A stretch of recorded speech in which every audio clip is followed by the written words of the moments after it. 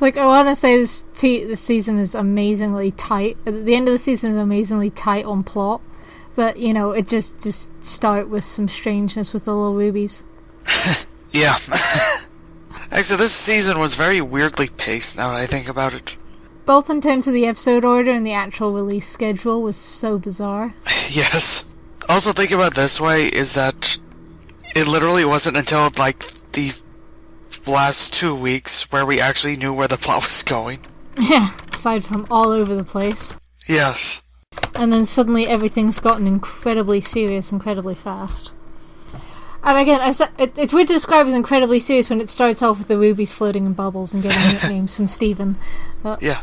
Well, technically they weren't bubbles, they were just water orbs, or little balls of water that Lapis made. Yeah, one of those moments where you're casually reminded that Lapis is stupidly powerful. Yes. When she's not even paying attention. And that gems don't have to breathe. Yeah. I wonder if that will be relevant soon. I don't know. Anyway, this is Back to the Moon! Cool. That's a bit of a slightly concerning title, given where the episode starts. Yeah. So in this episode, with the rubies back, Steven tries to talk them one by one to figure out why they're back. Eventually, their leader explains that they came back because Steven lied about Jasper being on Neptune, which is tragic that that wasn't true. Oh, I was wondering if we'd see them again after that little bit of misinformation.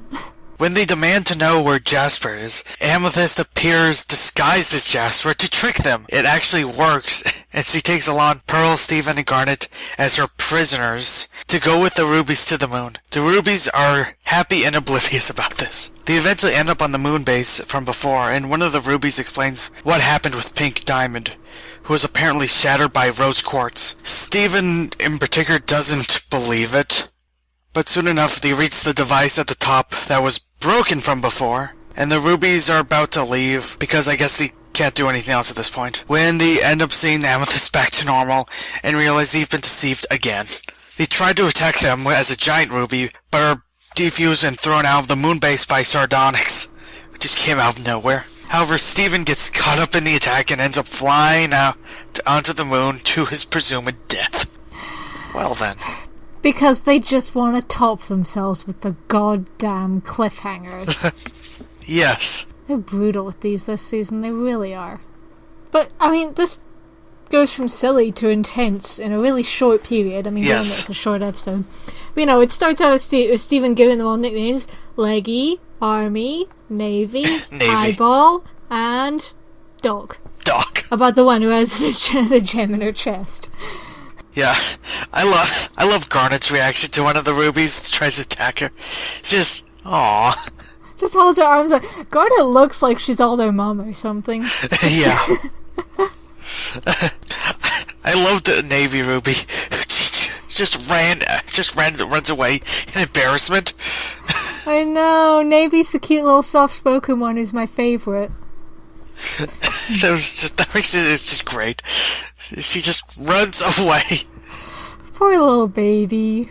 And Leggy's just kind of dippy, and I think Navy and Eyeball are the little bruisers. I think it's cute how they're all Jasper fangirls too. Yes, that's so great.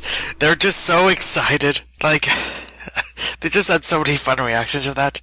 iRuby was just honored to meet Jasper, and then was angry when she got a tan from the stupid Earth sun.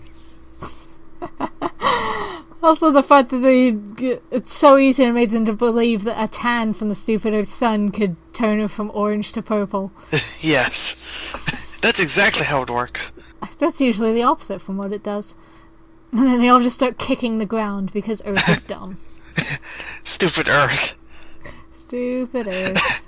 And I also loved everyone's expression by how stupid they were. They just I also loved I love the point where what was it? Says he has to stay on Earth in order to guard the prisoners. And everyone just claps. I think one of them has tears running down. Oh, when they're getting on the ship, it's just like, hey Lapis, want to be a prisoner? Nah. Oh. And Paramount just grabs her no. And then Garnet's just her usual deadpan, but Pearl gets so into the role of being a prisoner. Oh dear, you've captured us. Yes. Yeah, I have to admit some of the prisoner acting, was a little too much for me again. It's one of those things where I had to stop it for a bit, like, stop. Oh, Pearl. Yeah. And I love how everyone just wants Pearl to stop talking. Yeah, everyone's just like, yeah, okay, moving along. I also think it's incredibly adorable, the bit where Amethyst is put, when she's shapeshifted into Jasper and she realizes she can't fly the spaceship, she puts one of the rubies on her lap to fly. I'm just like, aww. And then the other ruby just has just a little tear. It's just so jealous that she can't be on her lap. Apparently someone found that if you zoom in when it's like when that one ruby is zoomed out, if you actually look closely, she actually mouths out the words "I love you." Oh, that's so cute. It's awesome. And then back to the moon base we were at before, and I got quite excited to get some backstory on Pink Diamond, because it's only been a couple episodes since we found out definitively that Rose Quartz wasn't ever Pink Diamond, which I think was everyone's fan theory forever. And then as soon as we find it out, it's quite sinister. Yes, it is. Actually, Rose Quartz was one of her soldiers until she shattered her. So I guess we are getting this more complex, more discussion on when it is and isn't necessary to murder somebody. The most interesting thing about that is that when they briefly show Garnet and Pearl after that, Garnet doesn't really react much, but Pearl's visibly shaking over this, so I think that's pretty interesting. Yeah, the intensity of Pearl's response made me wonder if maybe she didn't belong. There's well that maybe she was a Pearl for White Diamond, but maybe she was Pink Diamond's. Yeah, at first I thought Garnet and Pearl also didn't fully believe it, but then at the end they kind of revealed that they always knew, so... Well, they reveal in the next episode. Spoilers. It doesn't matter, this is probably gonna come out in, this vlog's gonna come out in 3+ months or something. Who knows anymore? Well, yeah, we get the story of how she shattered Pink Diamond, and they'll bullshit their way successfully that conversation. But it is just quite a serious, intense. And that also made me realize that the bit when Jasper's yelling about what she did to my diamond, and Steven goes, Yellow Diamond? And she goes, my diamond! Maybe she isn't being possessive about Yellow Diamond, that Pink Diamond was her diamond. Yeah.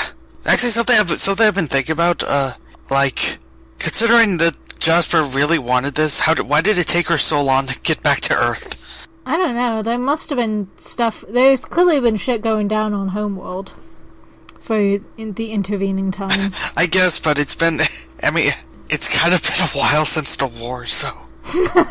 Just a little bit. Oh, but yeah, apparently her home planet even is Earth. So, she left her home planet to go beat people up on Homeworld, I guess. I'm also really interested in all the really intense feelings gems seem to have about their diamonds. Those feelings are clearly breakable, sort of, but they all have a really intense attachment to their diamond. Yeah.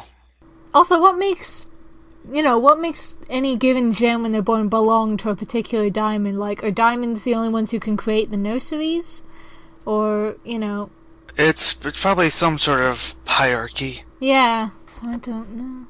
Every time we get drip fed another little bit of world building about Homeworld, I get so excited for more, because it's just, there's clearly this interesting, detailed system set up there that we need, that there's clearly so much been planned there, and I want to know what all of it is. And maybe someday you will. Someday. Well, probably in about 2 months by the going rate.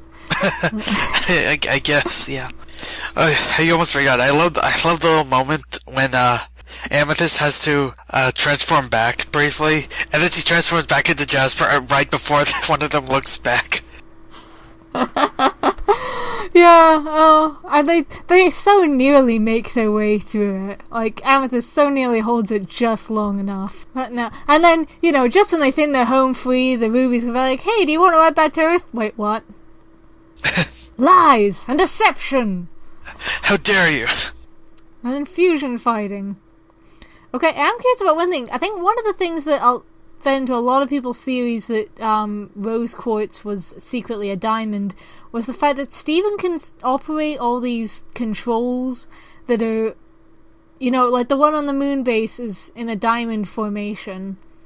And I think we've seen at least one other crashed spaceship where he could operate controls that weren't responding to anybody else. So I don't know if that's maybe just a detail that's being misremembered or misinterpreted. My assumption is that it only has to be some sort of just a gem with some sort of power or relevance to the diamond. Okay, fair enough. That's what makes them they're capable born of with opening special access. Yeah. Special access privileges like opening the goddamn airlock. Just to make the cliffhanging even worse. Yes. Motherfucker. God damn it. I mean, I was so happy for a minute just because having Sardonyx back was fun. She's always fun. But then just they blast Steven out into space and end it there. Just end it there. Just to screw with us. Yep.